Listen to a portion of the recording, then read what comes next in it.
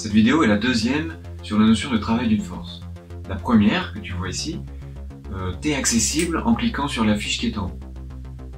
Je te suggère de la regarder si tu ne l'as pas vue, ou bien si tu veux réviser avant d'aborder cette seconde vidéo, qui est un petit peu plus difficile et qui rentre dans le vif du sujet. A tout de suite. Bonjour et bienvenue dans cette vidéo qui traite des travaux des forces. Dans celle-ci, on va découvrir que certaines forces sont dites conservatives alors que d'autres ne le sont pas. Cela nous permettra de développer la mécanique sous des aspects énergétiques. Je te rappelle que le travail d'une force constante pour un déplacement de A à B s'écrit W, AB de la force F, et peut se calculer comme étant le produit scalaire entre le vecteur force et le vecteur déplacement AB. Dans la pratique, on utilise une formule, la formule du produit scalaire pour le calculer. La norme de f fois la longueur de AB multipliée par le cosinus de l'angle formé par les deux vecteurs. Ici, l'angle vaut 0, ce qui fait 1 pour la valeur du cosinus. Le travail est ici positif, on dit qu'il est moteur. On peut dire également que le travail de la force F a servi à transférer de l'énergie au système. Si maintenant, pour une raison inconnue, le bloc fait ici le trajet opposé, de B vers A, malgré la force F qui est toujours là.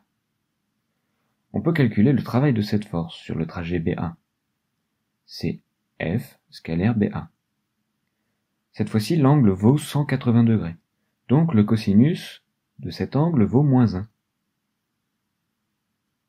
On peut écrire BA, la longueur BA, c'est la même chose que la longueur AB. On remarque que cette fois, le travail est négatif, on le qualifiera de résistant. Le travail de la force F fait perdre de l'énergie au système sur ce trajet. Et tu remarques que le travail sur le trajet BA est l'exact opposé du travail sur le trajet AB, de telle façon qu'il revient au même de faire l'aller-retour vers B ou de ne pas bouger. Dans les deux cas, le travail total est nul. En fait, c'est un résultat particulier, et on peut montrer, plus généralement, que les travaux de telle force sur un trajet AB sont indépendants du chemin suivi. C'est-à-dire qu'on peut faire des détours, ça ne changera pas la valeur du travail. Ce résultat n'est pas valable pour toutes les forces, mais fonctionne pour les forces constantes. Les forces dont les travaux sont indépendants du chemin suivi sont dites conservatives. Mais toutes les forces ne le sont pas. Considérons toujours notre bloc de pierre, mais cette fois on examine le travail de la force de frottement, F minuscule, sur le déplacement de A à B. La force de frottement est toujours opposée au déplacement, de sorte que le travail de cette force pour le déplacement AB par ce chemin direct sera négatif. Imaginons maintenant que l'on fasse un détour jusqu'au point C. Au travail déjà calculé, il faudra ajouter le travail de F sur BC, qui sera négatif, puis le travail de F de C à B, qui sera lui aussi négatif car F est toujours opposé au déplacement. On voit que le travail de la force F de A à B dépend du chemin suivi. F n'est pas conservatif. Alors revenons à nos pauvres ouvriers égyptiens bâtisseurs de pyramides. Les voici qu'ils tirent un bloc de pierre le long de la rampe lorsque les cordes lâchent et que le bloc redescend du point A au point B. Nous allons nous intéresser au travail du poids lors de cette chute. WAB de la force P, c'est le produit scalaire du vecteur P et du vecteur AB. Ce qu'on peut également écrire, WAB du vecteur P égale P fois AB fois cosinus θ, θ étant l'angle entre P et AB. On va travailler dans ce magnifique triangle rectangle pour exprimer le cosinus θ. Alors, cosinus θ, c'est le côté adjacent divisé par l'hypoténuse, c'est-à-dire ZA moins ZB divisé par AB. Et je remplace dans l'expression du travail. On s'aperçoit que la longueur AB se simplifie. Enfin, P égale mg. Et je développe.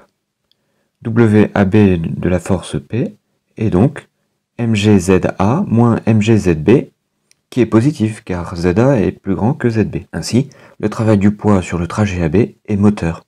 Oui, le poids contribue au mouvement ici. À ce stade, petite parenthèse importante. Si les ouvriers remettent leurs cordes et tirent à nouveau le bloc au point A, comment sera le travail du poids sur ce trajet BA?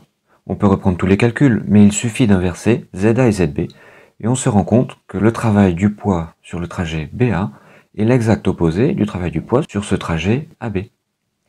C'est-à-dire qu'il revient au même pour le travail du poids de rester en A, sans bouger, ou de faire un détour par B. Le travail du poids est indépendant du chemin suivi. Le poids est une force conservative. Je referme cette parenthèse. Puisque tu as eu le temps d'observer l'expression du travail du poids, n'as-tu rien remarqué? Regarde bien.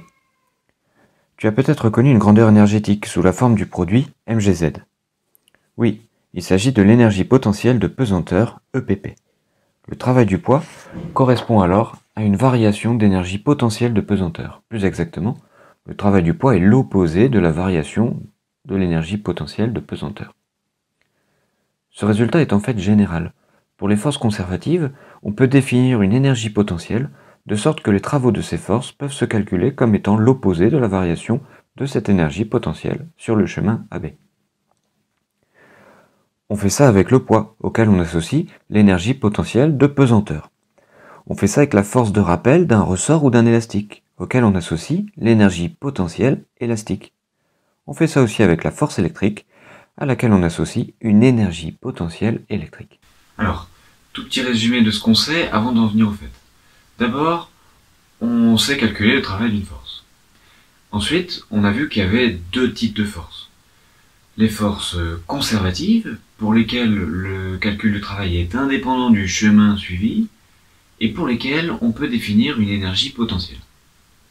Et puis, il y a les forces non conservatives, pour lesquelles, lorsqu'on calcule un travail, il faut tenir compte du trajet effectivement suivi, du chemin suivi, et auquel on ne peut pas associer d'énergie potentielle.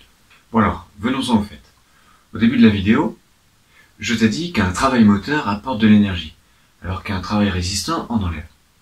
En réalité, je n'ai pas été très honnête avec toi à ce moment-là, car je ne t'ai pas dit de quel type d'énergie il s'agissait. Je le dis maintenant. Il s'agissait d'énergie cinétique. Un travail résistant fait perdre de l'énergie cinétique à ton système. Et que devient cette énergie? Ça dépend du type de force qui travaille. Si cette force est conservative, alors cette énergie n'est pas perdue, car elle est transformée en énergie potentielle. De sorte que l'énergie totale, qu'on appelle énergie mécanique, qui est la somme de l'énergie cinétique et de l'énergie potentielle, ne varie pas. On dit qu'elle se conserve. C'est pour ça qu'on appelle ce type de force des forces conservatives. C'est ce qui se passe ici, où la seule force qui travaille est le poids, qui est une force conservative. Il n'y a pas de frottement ici.